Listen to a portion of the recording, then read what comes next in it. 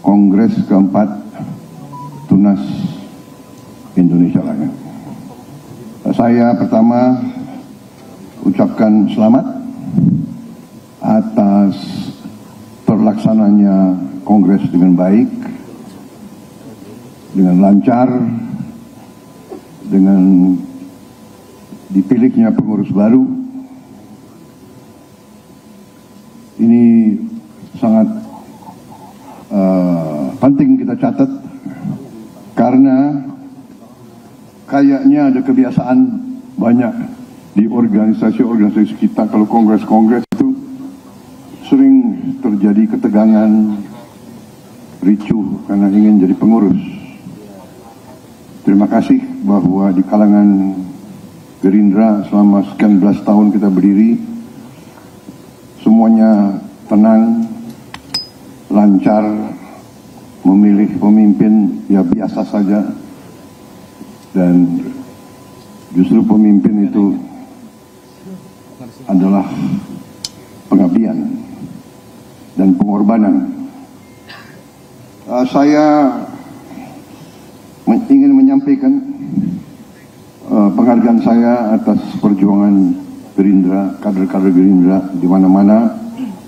Selalu generasi muda adalah generasi yang memiliki masa depan.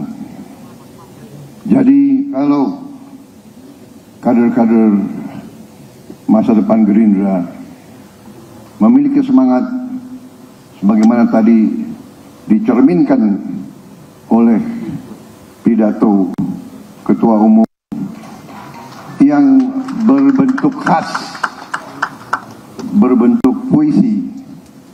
Ini aneh juga, ini belum pernah. Saya jarang lihat ada organisasi yang bikin pidato dalam bentuk puisi. Jadi standarnya sangat tinggi.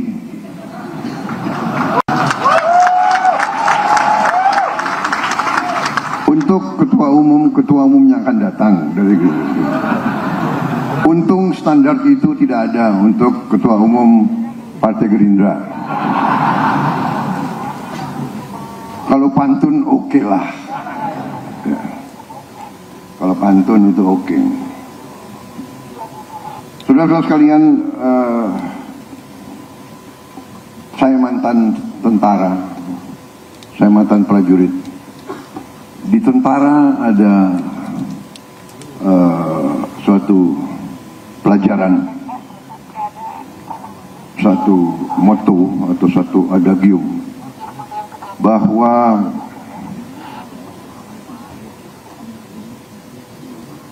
pertempuran, perang itu dimenangkan oleh yang muda. Dan kalau kita lihat pendiri-pendiri bangsa kita, pejuang-pejuang bangsa, rata-rata mereka memimpin sangat muda. Proklamator kita, pendiri bangsa, di usia 20 tahun, 20-an tahun, 30 tahun sudah masuk keluar penjara.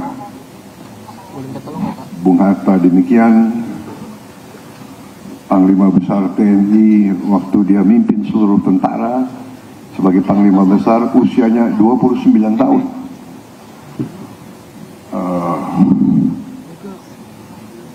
Ignatius Slamet Riyadi memimpin perjuangan di Solo Raya sebagai Komandan Brigade, umurnya 23 tahun. Pak Harto sebagai Komandan Werkreise 3, umur 25 tahun. Dan seterusnya, dan seterusnya. Artinya bahwa seringkali anak-anak muda oleh takdir dipaksa untuk lebih cepat dewasa karena tanggung jawab yang dipikul di pundaknya. Saya percaya bahwa Tidal telah membuktikan hal ini dengan sekian banyak kader-kadernya yang sudah muncul di mana-mana.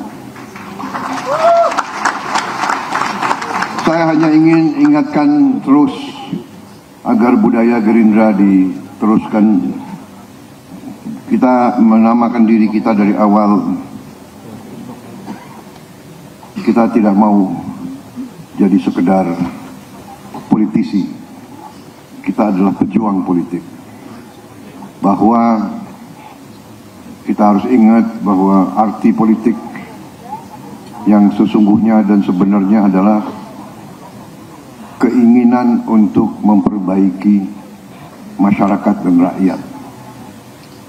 Itu arti politik. Kehendak, keinginan memperbaiki.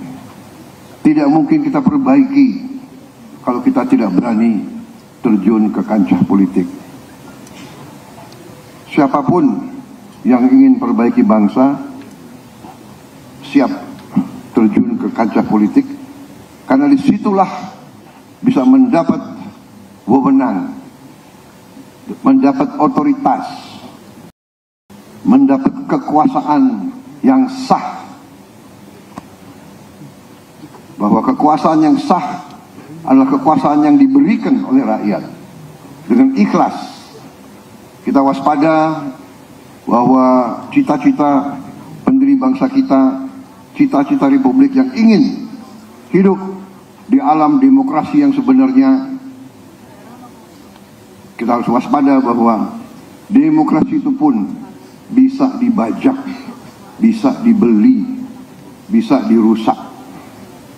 Kita sebagai bangsa harus ingat selalu, tidak harus selalu ingat sejarah kita, bukan sejarah dengan keindahan saja.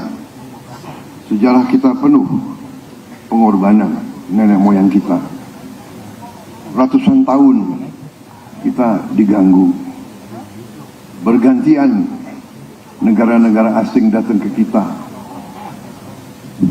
Portugis, sebelumnya bahkan Mongol,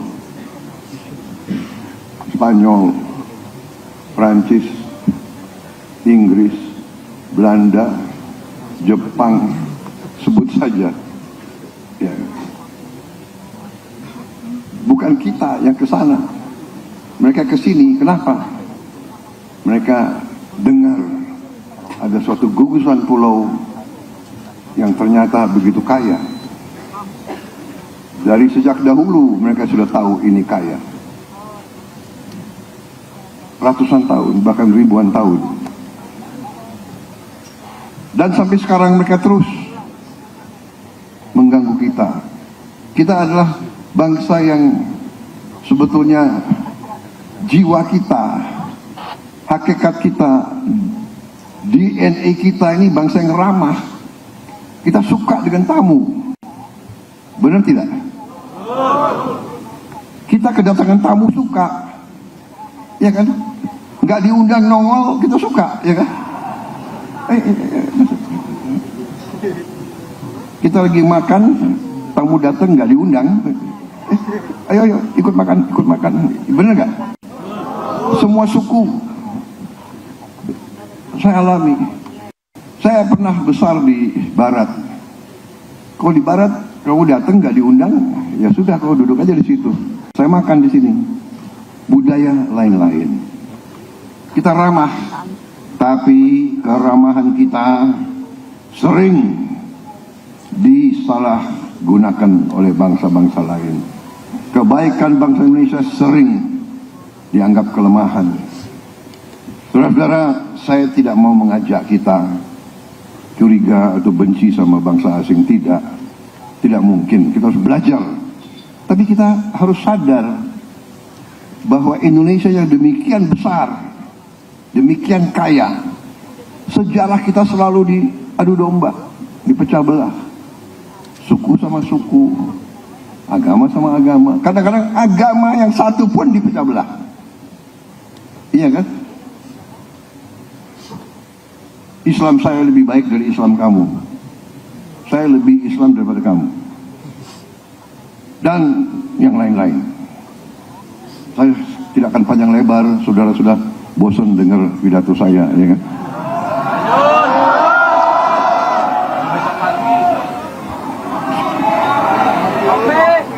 Kopi Bukan soal kopi, ini sudah mau maghrib. Untung sudah dekat maghrib, jadi saya nggak usah apa. Tapi karena diperintah oleh rakyat, saya minum kopi.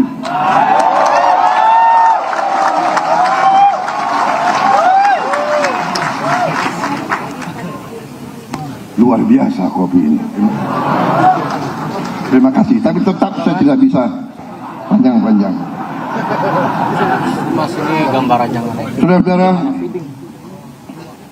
terima kasih atas dukungan saudara-saudara sekalian. Ya.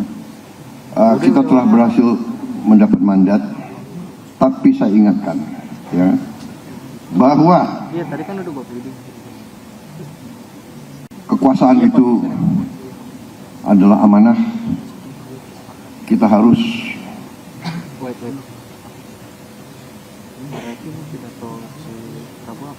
konsekuen, kita harus sesuai dalam pelajaran Jawa itu, ya. Sabdo Palitoratu, Sabdo Palitoratu, ucapan seorang pemimpin adalah undang-undang. Ucapan, janji seorang pemimpin adalah undang-undang. Kita dipilih, kita harus sesuai dengan perjuangan kita, sesuai dengan janji kita. Saudara-saudara, kita bertekad untuk pertama menjaga kekayaan bangsa Indonesia. Semua kekayaan bangsa Indonesia harus kita jaga dan kita kelola. Dan kita harus setia dan berpegang teguh kepada Pancasila dan Undang-Undang Dasar 1945. Kita harus pegang teguh. Kita tidak boleh pilih-pilih. Ayat ini mau kita patuhi, ayat ini pura-pura kita tidak mau baca. Saya percaya dan saya yakin Undang-Undang Dasar 1945 cukup kuat untuk kita menjaga kekayaan bangsa kita. Saudara-saudara sekalian, perjuangan kita pemerintah yang bersih. Kita akan menghadapi tantangan yang berat karena kekuatan-kekuatan besar yang suka Indonesia terus dikuasai oleh jaringan-jaringan yang takut terhadap kekuatan Indonesia, takut Indonesia bisa berdiri di atas kaki kita sendiri. Dari sejak proklamator kita Bung Karno sampai sekarang, mereka tidak ingin Indonesia berdiri di atas kaki kita sendiri. Mereka selalu ingin mencuri dan merampok kekayaan bangsa kita dengan segala dalih dan segala teknik. Mereka ingin rusak sendi-sendi kehidupan kita. Mereka mau menyogok hakim-hakim kita, membeli pejabat-pejabat kita di semua eselon, di semua institusi. Tunas Indonesia Raya harus jadi kader-kader yang berani tumbuh dengan kebersihan. Saudara-saudara, jangan menyerah kepada mereka yang ingin pemimpin-pemimpin Indonesia lemah.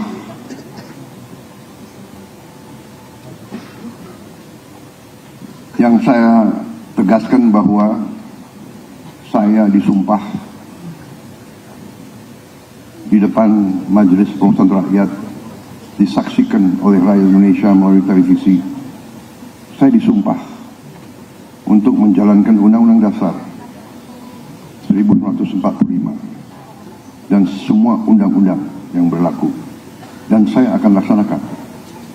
Siapa yang melanggar hukum, siapa yang mau mempertahankan praktek-praktek yang mengakibatkan kerugian kekayaan negara. Kekayaan negara harus dipergunakan sebesar-besarnya untuk kemakmuran rakyat.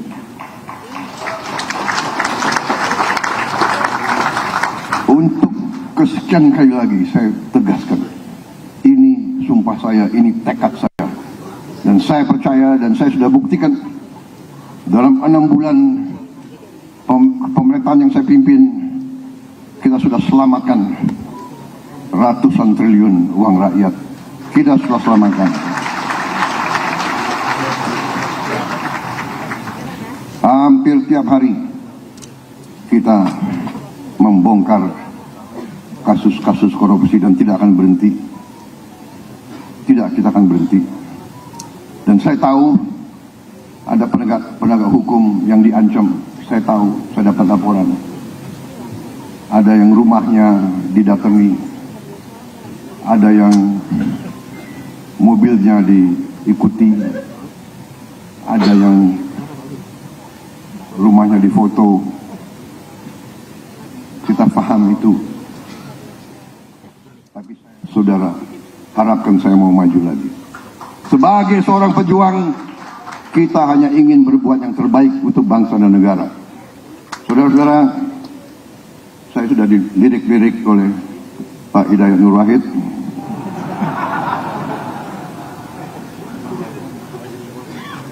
Daripada saya dicatat yang negatif, ya. Wassalamualaikum warahmatullahi wabarakatuh.